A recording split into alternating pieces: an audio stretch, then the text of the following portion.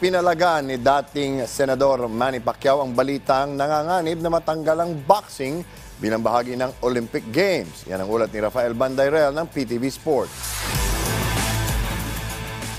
Hindi pa tiyak kung mananatiling bahagi ng Olimpiada ang sport ng boxing sa Los Angeles 2028. Ito ay matapos bawian ng pagkakakilanlan ng IOC ang International Boxing Association dahil sa maraming alitan ng dalawang organisasyon. Mariin naman itong tinutulan ng mga boxing unions mula sa iba't ibang bahagi ng mundo, kabilang ang Association of Boxing Alliances in the Philippines.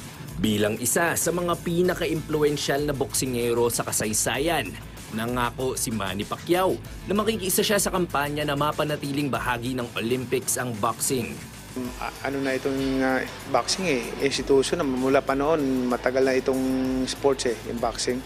So mahirapan siguro matanggal yon.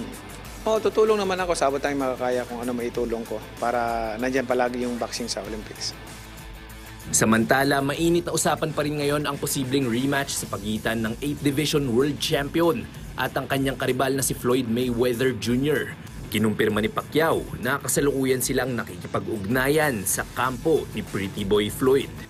We're on negotiation right now, but we will announce it if matuloy yan.